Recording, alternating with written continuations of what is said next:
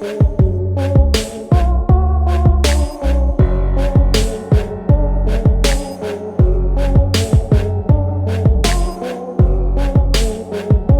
ಸ್ನೇಹಿತರೆ, ಹೇಗಿದ್ದೀರಾ? Welcome to rich ರೇಷ ಚಾನಲ್ಗೆ ಸ್ವಾಗತ, ಸುಸ್ವಾಗತ. ಸ್ನೇಹಿತರೆ, ಇವತ್ತಿನ ಈ ವಿಡಿಯೋದಲ್ಲಿ ಈ ಗೃಹಲಕ್ಷ್ಮಿ ಹಣ ಇದಕ್ಕೆ ಸಂಬಂಧಪಟ್ಟ ಹಾಗೆ ಒಂದು ಅಪ್ಡೇಟ್ ಬಂದಿದೆ. ಏನು ಅಪ್ಡೇಟ್ ಅಂದರೆ, ಮೈನ್ ಆಗಿ ಇದೇ ತಿಂಗಳು ಇದೇ ತಿಂಗಳು ಒಂದು ಗೃಹಲಕ್ಷ್ಮಿ ಯೋಜನೆಯ ಒಂದು 7-8ನೇ ಕಂತನ್ನು ಬಿಡುಗಡೆ ಮಾಡಿದ್ದಾರೆ. ಒಂದು ತಿಂಗಳಲ್ಲಿ 2 ಕಂತು ಬಂದಿದೆ, ಅರ್ಥ ಆಯ್ತಾ?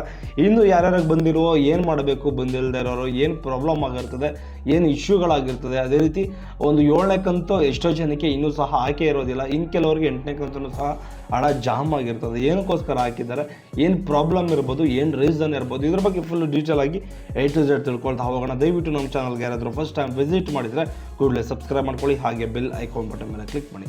ಬನ್ನಿಗಾಯ್ಸ್, ಈ ವಿಡಿಯೋ ಸ್ಟಾರ್ಟ್ ಮಾಡೋಣ. ಸ್ನೇಹಿತರೆ, ಮೊದಲನೇ ಪಾಯಿಂಟ್ ಏನು ಅಂದರೆ, ಮೈನ್ ಆಗಿ 5, 6, 7ನೇ ಕಂತು ಸುಮಾರು ಜನಕ್ಕೆ ಬಂದೇ ಇರೋದಿಲ್ಲ. ಬಟ್ ಆದರೆ ಇನ್ನು ಕೆಲವರಿಗೆ ಒಂದು 7, 8ನೇ ಕಂತು ಒಟ್ಟಿಗೆ ಹಾಕಿರ್ತಾರೆ, ಅರ್ಥ ಆಯ್ತಾ?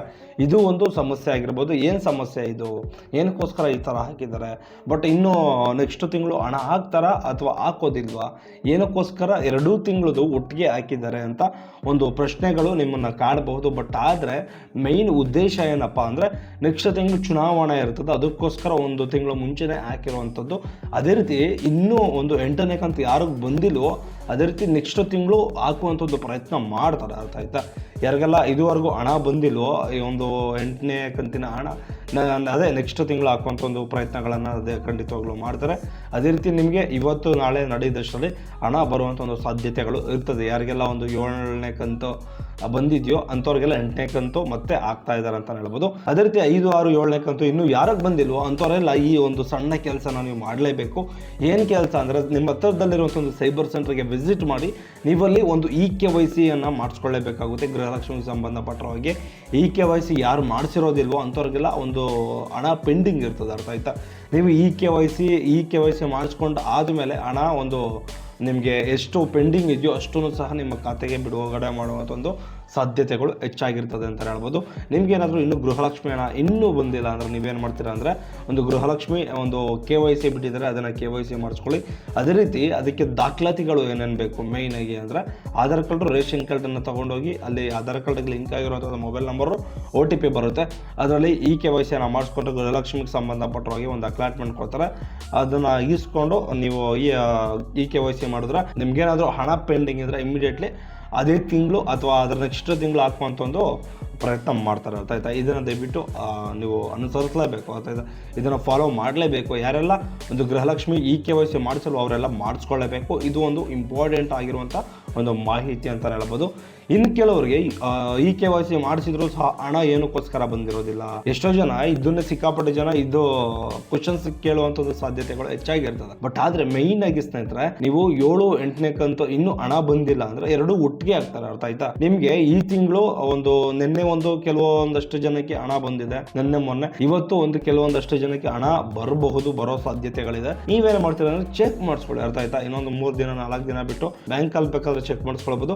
ಅದೇ ರೀತಿ ನೀವೇನಾದರೂ ಫೋನ್ಪೇ ಏನಾದರೂ ಯೂಸ್ ಮಾಡ್ತಿದ್ರೆ ಅದರಲ್ಲೇ ಸಹ ನೀವು ಚೆಕ್ ಮಾಡ್ಕೊಳ್ಬೋದು. ಇದು ಒಂದು ಮೇಜರ್ ಸಮಸ್ಯೆ ಕೆಲವರಿಗೆ. ಇನ್ನು ಕೆಲವ್ರಿಗೆ ಭರ್ಜರಿ ಗುಡ್ ನ್ಯೂಸ್ ಅನ್ನು ಕೊಟ್ಟಿದ್ದಾರೆ ಅಂತಲೇ ಹೇಳ್ಬೋದು. ಅದೇ ರೀತಿ ನಿಮ್ಗೇನಾದರೂ ಇನ್ನೂ ಒಂದು 7ನೇ ಕಂತು ಮತ್ತು 8ನೇ ಕಂತು ಹಣ ನಿಮ್ಗೇನಾದರೂ ಬಂದಿದ್ರೆ ನೀವೇನು ಮಾಡ್ತೀರ ಅಂದರೆ ದಯವಿಟ್ಟು ಕಮೆಂಟನ್ನು ಮಾಡಿ. ಯಾರಿಗೆಲ್ಲ 8ನೇ ಕಂತು ಮತ್ತು 7ನೇ ಕಂತು ಹಣ ಬಂದಿದೆ, ಅದೇ ರೀತಿ ನೆಕ್ಸ್ಟು ಇನ್ನೊಂದು ಕ್ವಶನ್ ಕೇಳುವಂಥದ್ದು ನಿಮ್ಮ ಮೈಂಡಲ್ಲಿ ಕಾಡ್ತಾ ಇರ್ಬೋದು. ಅದೇ ರೀತಿ ಈ ತಿಂಗಳು 8ನೇ ಕಂತಿನ ಹಣ ಹಾಕಿದ್ದಾರೆ, ನೆಕ್ಸ್ಟ್ ತಿಂಗಳೇನಾದರೂ 8ನೇ ಕಂತಿನ ಹಣ ಹಾಕ್ತಾರಾ?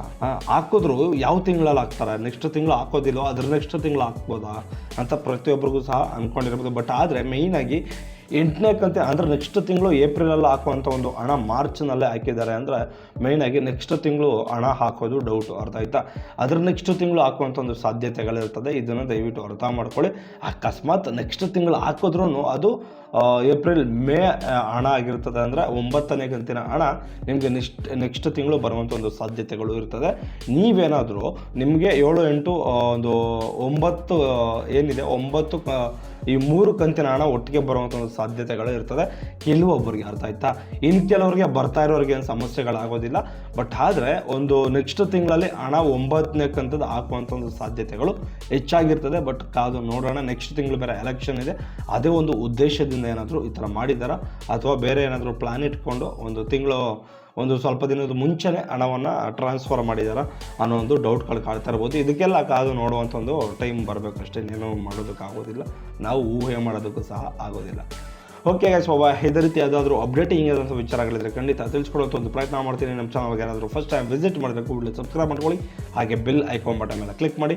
ಅದೇ ರೀತಿ ನಮ್ಮ ವೀಡಿಯೋಗೆ ದಯವಿಟ್ಟು ಲೈಕ್ ಮಾಡಿ. ಅದೇ ರೀತಿ ಏನಾದರೂ ಡೌಟ್ಸ್ ಇರೋ ಕೂಡಲೇ ಕಮೆಂಟನ್ನು ಮಾಡಿ ಅಂತ ಹೇಳ್ತಾ ಈ ವಿಡಿಯೋನ ಕ್ಲೋಸ್ ಮಾಡ್ತಾ ಇದ್ದೀನಿ. ಬಾಯ್, ನೆಕ್ಸ್ಟ್ ವಿಡಿಯೋದಲ್ಲಿ ಸಿಗೋಣ.